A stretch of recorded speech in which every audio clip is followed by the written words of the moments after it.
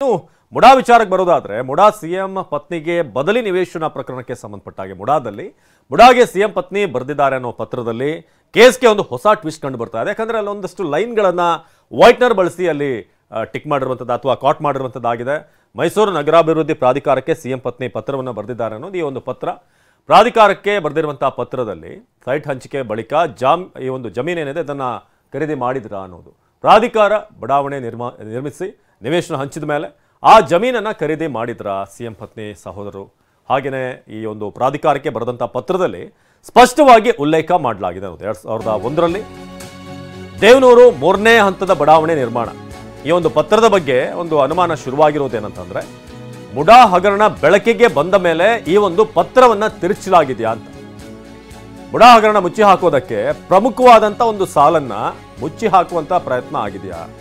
ತಮ್ಮ ಭೂಮಿಗೆ 50-50 ಅನುಪಾತದಲ್ಲಿ ಪರ್ಯಾಯ ನಿವೇಶನ ಅಂತ ಇತ್ತು. ಅಂದ್ರೆ ನಮ್ದೊಂದು ಜಾಗ ಇತ್ತು, ಅದಾದ್ಮೇಲೆ ಅದಕ್ಕೆ ಪರ್ಯಾಯ ಅಂತ ಆಯ್ತು, ಮುಡಾದವರು ಅದನ್ನ ಪಡ್ಕೊಂಡಿದ್ರಿಂದ.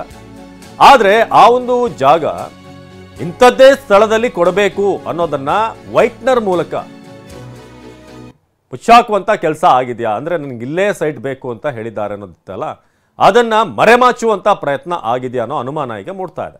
ಮುಡಾಗೆ ಸಿಎಂ ಪತ್ನಿ ಬರೆದಿರುವಂಥ ಪತ್ರ ಅಂತ ಹೇಳಲಾಗ್ತಾ ಇದೆ ಇದು. ಸೊ ಹಾಗಾಗಿ ಈ ಒಂದು ಪತ್ರ ಅದರಲ್ಲಿ ಬಹಳ ಪ್ರಮುಖವಾದಂಥ ನಾವು ಇಲ್ಲೇ ಬೇಕು ಅಂತ ನಾವೆಲ್ಲೂ ಕೇಳಿಲ್ಲ ಅಂತ ಸಿಎಂ ಕೂಡ ಹೇಳ್ತಾ ಇದ್ರು. ಬದಲಿ ನಮಗೆ ಎಲ್ಲಿ ಕೊಡ್ತೀರಾ ಅದನ್ನು ತಗೊಳ್ತೀವಿ ಅನ್ನೋ ವೃತ್ತಿ ಆಗಿತ್ತು.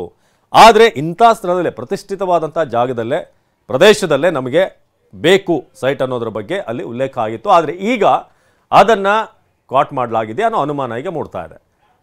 ಸೊ ವಿಜಯನಗರದ 2 ಮತ್ತು 3ನೇ ಹಂತದಲ್ಲೇ ಸೈಟ್ ಬೇಕು ಅಂತ ಸಿಎಂ ಪತ್ನಿ ಕೇಳಿದ್ರ ಅನ್ನೋ ಅನುಮಾನ ಈ ಒಂದು ಪತ್ರದ ಮೇಲೆ ವೈಟ್ನರನ್ನು ಬಳಸಲಾಗಿದೆಯಾ, ಆ ಒಂದು ಲೈನನ್ನು ಮರೆಮಾಚೋದಕ್ಕೆ ಅನ್ನೋದು ಈಗ ಈ ಒಂದು ಪತ್ರ ನೋಡಿದಾಗ ಶುರುವಾಗಿರುವಂಥ ಅನುಮಾನ. ನೋಡಿ, ವಿವಾದಿತ ನಿವೇಶನ ಆ ಒಂದು ದೃಶ್ಯವನ್ನು ಕೂಡ ತೋರಿಸ್ತಾ ಇದ್ದೀವಿ. ಮುಡಾದಲ್ಲಿ ಸಿಎಂ ಪತ್ನಿಗೆ ಸೈಟ್ ಕೊಟ್ಟಿರುವಂಥ ಸ್ಥಳ ಇದು. ಆದರೆ ಪರ್ಟಿಕ್ಯುಲರ್ಲಿ ನಮಗೆ ವಿಜಯನಗರದಲ್ಲೇ ಬೇಕು ಅಂತ ಹೇಳೋ ಹಾಗಿಲ್ಲ. ಇಲ್ಲೇ ಕೊಡಿ ನಮಗೆ ಅಂತಂದರೆ ಅದು ಇನ್ಫ್ಲುಯೆನ್ಸ್ ಆಗುತ್ತೆ. ಸೊ ಇದೇ ವಿಚಾರವನ್ನು ಇಲ್ಲ, ನಾವು ಇನ್ಫ್ಲುಯೆನ್ಸ್ ಮಾಡೇ ಇಲ್ಲ ಅಂತ ಈಗ ಕಾಂಗ್ರೆಸ್ನವರು ಹೇಳ್ತಿದ್ದಾರೆ ಸಿಎಂ ಆದಿಯಾಗಿ.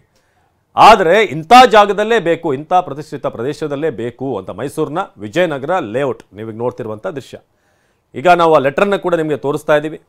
ಪ್ರಮುಖವಾಗಿ ಒಂದಷ್ಟು ಜಾಗ ನೀವಲ್ಲಿ ನೋಡ್ಬೋದು, ಅಲ್ಲಿ ಆ ಲೈನ್ಗಳೇ ಇಲ್ಲ, ಆ ಲೈನೇ ಇಲ್ಲ, ಕಂಟಿನ್ಯೂ ಆಗಿಲ್ಲ. 2 ಲೈನ್ ಮೇಲಿಂದ ಇದೆ, 3ನೇ ಲೈನ್ ಆರಂಭ ಆಗುತ್ತೆ, ಅಲ್ಲಿಂದ ಬ್ಲ್ಯಾಂಕ್ ಇದೆ ಕಂಪ್ಲೀಟ್ ಆಗಿ.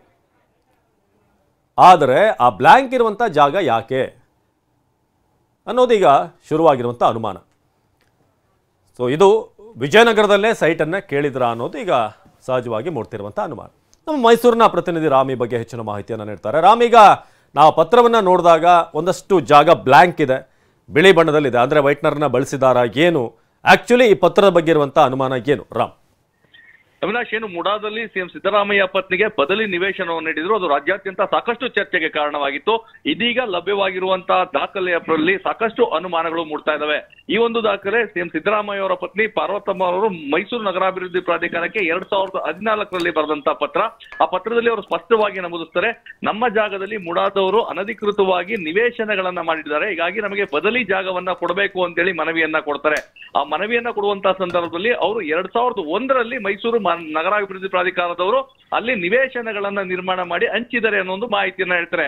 ಆದ್ರೆ ಲಭ್ಯವಿರುವಂತಹ ದಾಖಲೆಗಳ ಪ್ರಕಾರ 2004ರಲ್ಲಿ ಸಿಎಂ ಸಿದ್ದರಾಮಯ್ಯ ಅವರ ಬಾಮೈದ ಮಲ್ಲಿಕಾರ್ಜುನ ಸ್ವಾಮಿ ಆ ಒಂದು ಜಾಗವನ್ನ ಖರೀದಿ ಮಾಡಿದ್ರು. ಅಂದ್ರೆ ಕೃಷಿ ಭೂಮಿ ಅಂತೇಳಿ ಅದನ್ನ ಖರೀದಿ ಮಾಡಿದ್ರು. ಆದ್ರೆ 2001ರಲ್ಲಿ ಅಲ್ಲಿ ನಿವೇಶನಗಳನ್ನ ಮುಡಾದವರು ಮಾಡಿ ಹಂಚಿರುವಾಗ 2004ರಲ್ಲಿ ಅದು ಕೃಷಿ ಭೂಮಿಯಾಗಿ ಹೇಗೆ ಉಳ್ಕೊಂಡಿರ್ತದೆ ಅನ್ನೋ ಒಂದು ಪ್ರಶ್ನೆ ಈಗ ಎಲ್ಲರನ್ನೂ ಸಹ ಕಾಡ್ತಾ ಇದೆ.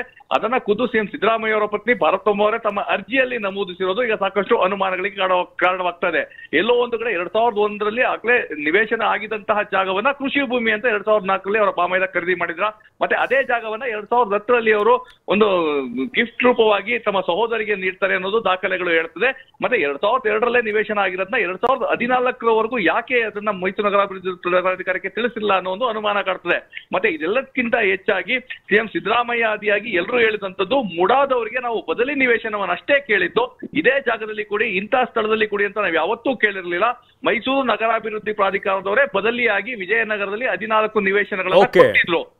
ಅವ್ರನ್ನ ಕೇಳಿದ್ರು, ಆದ್ರೆ ಅಲ್ಲಿ ಏನು ಗ್ಯಾಪ್ ಕೊಟ್ಟಿದ್ದಾರೆ, ಅಲ್ಲಿ ಏನು ಖಾಲಿ ಜಾಗ ಇದೆ, ಅದರಲ್ಲಿ ಆ ವಿಜಯನಗರದಲ್ಲೇ ಕೇಳಿದ್ರು ಅಂತ ಒಂದು ಆರೋಪ ಈಗ ಕೇಳಿ ಬಂದಿದೆ. ಅವಿನಾಶ್, ಧನ್ಯವಾದ ರಾಮ್.